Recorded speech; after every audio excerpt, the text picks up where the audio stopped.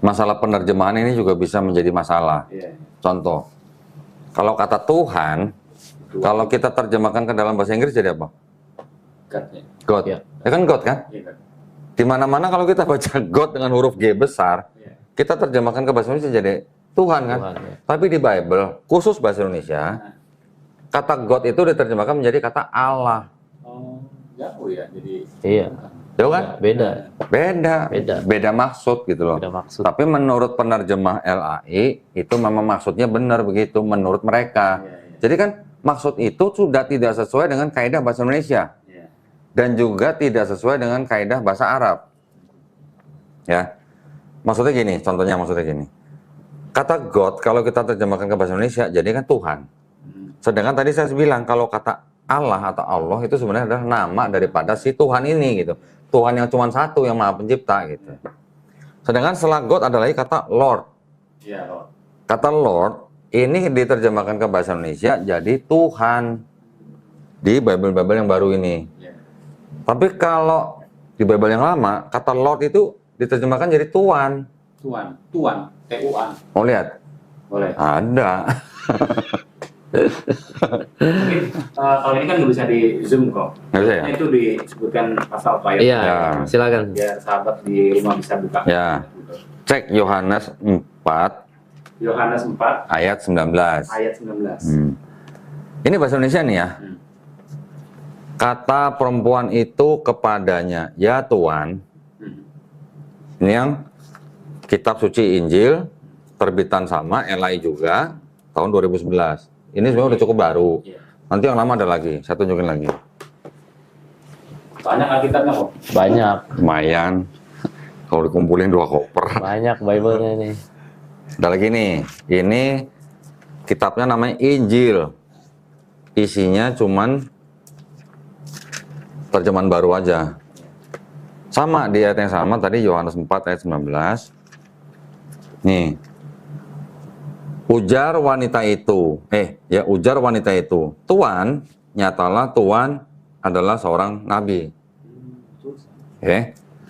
Yang di terjemahan baru di sini TB, tulisannya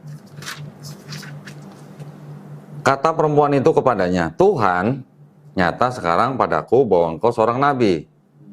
Tuhan, dari Tuhan.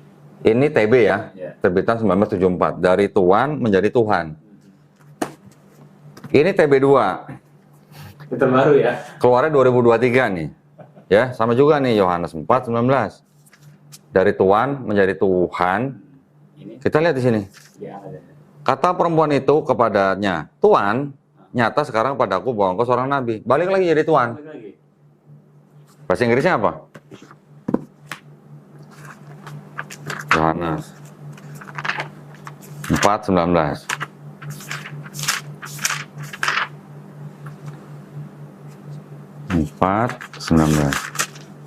Ini versi apa nih? Ini KJV. KJV ini King James Bible. The woman said to him, Sir, I perceive that you are a prophet. Sir. Sir artinya Tuan. Sir, tahu kan? Sir. Apa Sir? Pak, Tuan. Pak. Di sini Sir, yang di TB ini jadi Tuhan. Kan nggak matching gitu ya.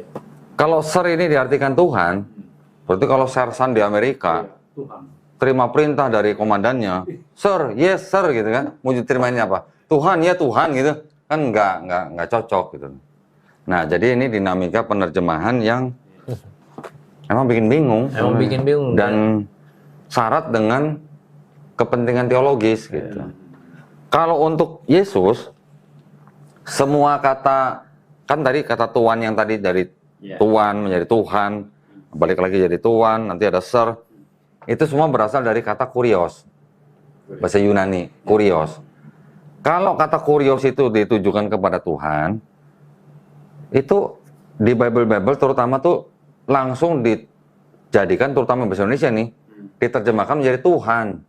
Gitu. Tadi kan udah tahu kan, Tuhan sama Tuhan kan ada bedanya. Tapi kalau kata yang sama kurios ditujukan kepada orang selain Yesus, diterjemahkan menjadi Tuan atau Pak gitu, atau Sir gitu. Jadi tendensius. Jadi kalau untuk Yesus kata-katanya harus diarahkan bagaimana dia seperti ada kesan ilahiyahnya gitu. Kalau untuk orang ya udah biasa aja gitu. Jadi penerjemahan dengan tujuan teologis ini bahkan sampai kalau misalnya kita baca hasilnya sebenarnya jadi kayak secara jujur bisa aja nggak masuk akal gitu. Seperti ayat tadi ya di TB itu jadinya di Yohanes 4 ayat 19 itu kata perempuan itu kepadanya, Tuhan, nyata sekarang padaku bahwa engkau seorang nabi. Coba deh diulang lagi nih. Tuhan, nyata sekarang padaku bahwa engkau Tuhan nabi. itu nabi gitu. Tuhan, sekarang saya tahu kamu nabi kan? Gitu coba. Sekarang jadi Tuhan, sekarang jadi nabi. Ini contoh yang lain ya. Ini contoh yang lain. Yohanes 13. Yohanes 13 ya. Ini juga paling sering dipakai sama teman-teman yang Kristen, bukti bahwa Yesus itu Tuhan. Karena memang di sini tulisannya Yesus itu disebut guru dan Tuhan. Kamu menyebut aku guru dan Tuhan, dan katamu itu tepat sebab memang akulah guru dan Tuhan. Ini TB ya, zaman baru ya. Coba kita lihat yang KSI ini. Yohanes 13. Nah, kita lihat di versi lain. Versi lain. Jadi kalau mau belajar Bible, jangan cuma LAITB. Harus belajar yang lain. Ngandelin ini doang gimana? Nanti takutnya disangkain misionaris lagi kok. Bawa Alkitab ini semua banyak. Siapa saya? Iya. Justru saya nyari misionaris buat ngobrol sama saya. Misionaris juga bawanya paling cuma TB doang. 13 nih, saya baca ini. Kamu menyebut aku guru dan junjungan. Harusnya di Zoom nih, harusnya. Nanti ini aja Yohanes 13. Ya. Nih, kamu menyebut aku guru dan junjungan. Junjungan sama Tuhan artinya beda nggak atau sama?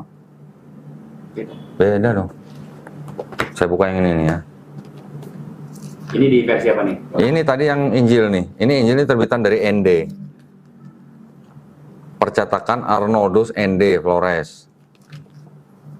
Yohanes 13. Kamu memanggil aku guru dan tuan. Tuan. Jadi yang ini Tuhan, tuan. Yang ini junjungan.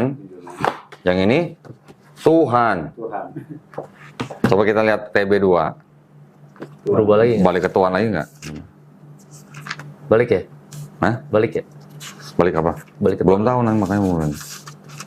13. Oh enggak, masih tetap Tuhan nih. Kamu menyebut aku guru dan Tuhan. Dan katamu itu tepat sebab memang akulah guru dan Tuhan. Jadi yang di sini tadi Tuhan, di sini Tuan, di sini junjungan, di sini tetap Tuhan. Coba diurutin kok tahunnya kok. Yang ini yang tadi. Yang ini kan tadi 2011, ini 2011 ya. Ini 74 malah lebih lama nih. Nah, kalau ini apa nih? Ini yang tadi yang bahasa Inggris nih. Tadi kan saya mau buka yang Yohanes 13 nih. Yohanes 13 ya, sahabat ngaji cerdas bisa browsing. You call me teacher and Lord. Lord, di sini Lord ya, bukan God. Kalau tadi kita lihat kata Tuhan, bahasa Inggrisnya kan susah God. Di sini Lord ya. Nah, tapi jadi maka tadi seperti Coki bilang, ini ada muatan teologis gitu. Walaupun kata aslinya kurios, memang kurios itu dual meaning, bisa untuk manusia, bisa untuk Tuhan. Bahasa Jawanya itu Gusti lah. Gusti, ya. Nah, Gusti, gitu. Gusti Pangeran bisa, Gusti Allah juga bisa. Gitu. Kata Lord ini sebenarnya kalau mau ngelihat sejarah bahasanya itu sebenarnya lebih konsisten. Konsistennya gini. Kira-kira di abad 7, 8, 9, orang-orang bangsa Saxon yang sekarang menjadi orang-orang Inggris, itu kalau misalnya Cok ini punya tanah banyak, saya akan manggil dia Lord Coki gitu. Tuan Coki, misalnya, karena dia penguasa tanah banyak. Kalau gue ketemu raja, gue akan manggil raja Lord King. Kalau gue ke gereja, gue akan manggil Tuhan Lord God, gitu. Ada Lord Coki, ada Lord King, ada Lord God. Jadi Lord ini seperti kata Gusti, Gusti Coki, Gusti Raja, Gusti Tuhan, gitu. Tapi kata God ini ke Indonesia bukan jadi Tuhan, tapi jadi Allah.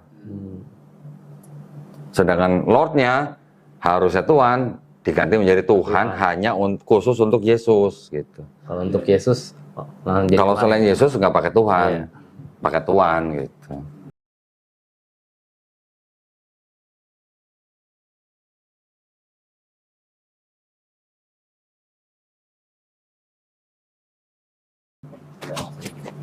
Ya, itu contoh yang paling gampang, Yohanes 13:13.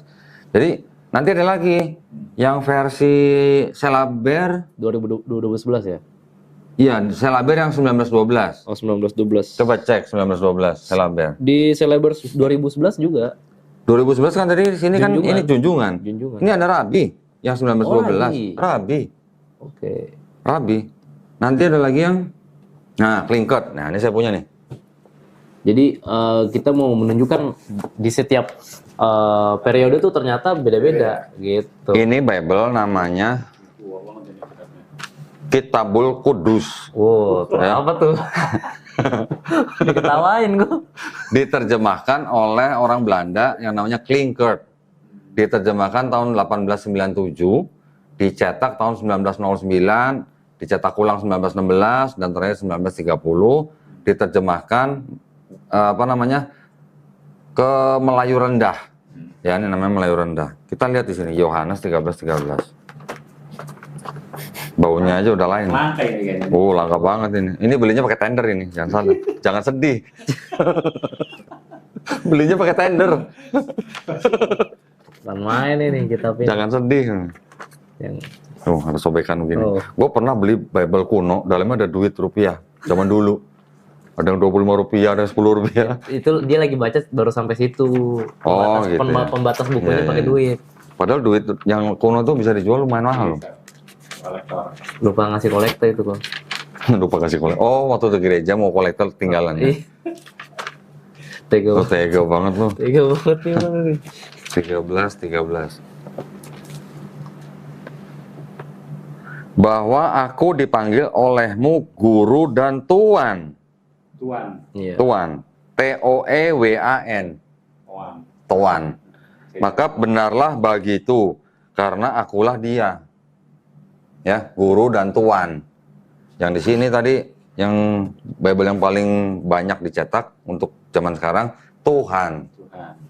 Jadi pertanyaannya, kalau ada Tuan, ada Rabi, ada junjungan, itu sama nggak dengan Tuhan gitu? Ada Lord. Ya, ada Lord gitu kan. Jadi ada versi KSI tadi junjungan kan, ND Tuan, Selaber Rabi. Cuma saya belum ada yang 1912. Yang saya punya Selaber yang 2011 nih, junjungan. Klinkert Tuan. Pertanyaannya apakah Tuan, Rabi, junjungan itu sama artinya dengan Tuhan? Gitu. Rabi itu tahu nggak Rabi? Rabi itu ininya orang Yahudi bukan? Iya, kayak ulama. Gitu ya. Iya. Jadi sebenarnya cuma sebatas guru, ya Rabi itu kayak ya guru besar gitu. Iya, sek gitu. Iya, nggak ada unsur keilahian sebenarnya gitu loh. Jadi apalagi Alkitab juga? Nggak salah, gue mau ngecek yang terbitan tahun yang lain ya. Jadi emang kayak apa ya?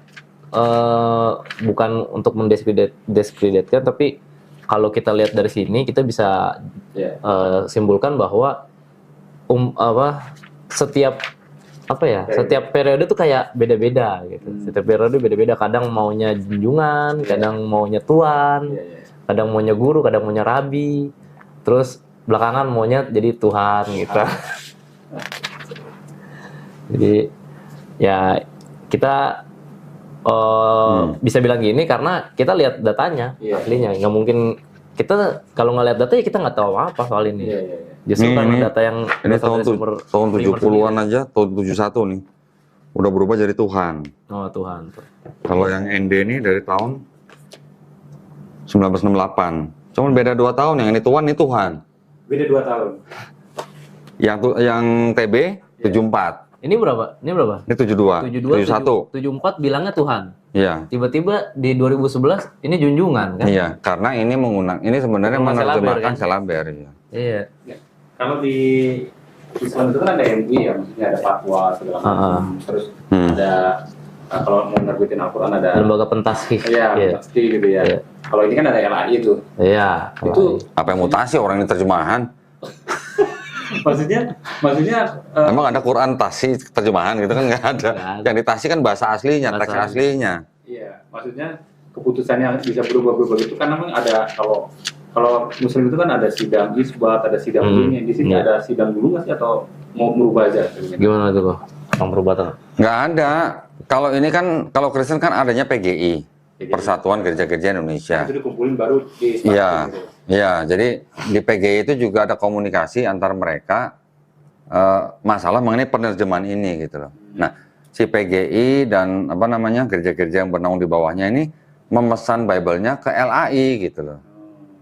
LAI ini yang mencetak dan menerjemahkan gitu. Nanti misalnya penerjemahnya ada yang kurang cocok, diprotes sama PGI, bisa berubah Bible yang versi berikutnya gitu. Contohnya yang TB2 ini. Disclaimer ya sahabat, LAI itu adalah Lembaga Alkitab Indonesia. Iya.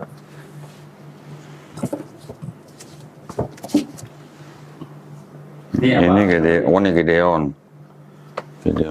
Itu beda lembaga yang menerbitkan.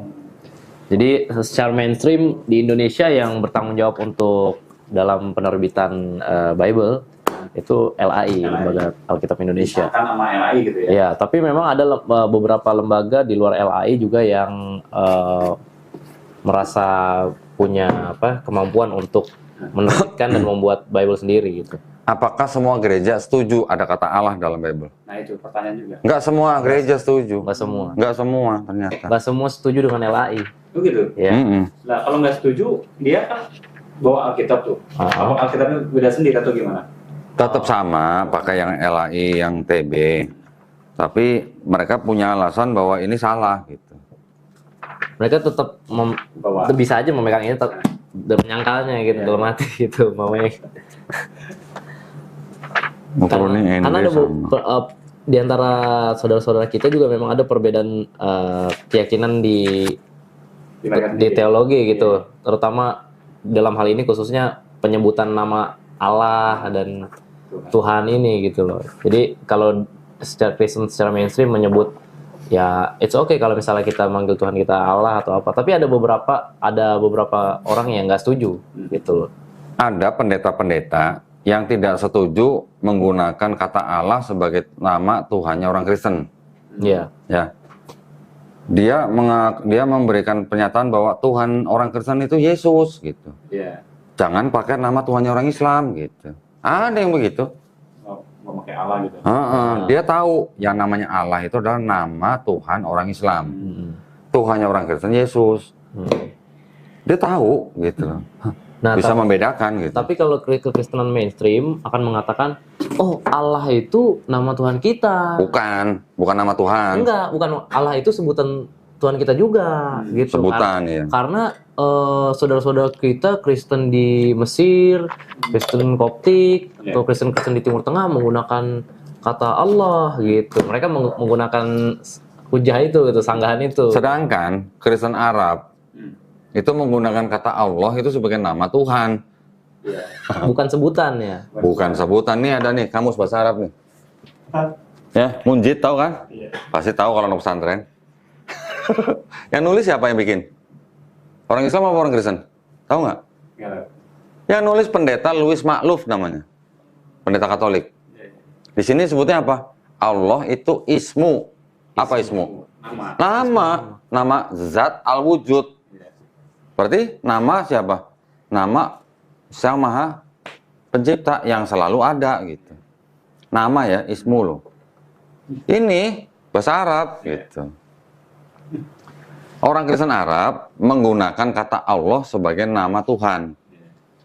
Tapi orang Kristen Melayu, terutama Indonesia, Malaysia gitu, menggunakan kata Allah hanya sebagai sebutan atau title atau nama jenis. Kalau Islam taunya Allah itu adalah nama diri. nama diri daripada Rob yang kita sembah gitu. Itu bedanya.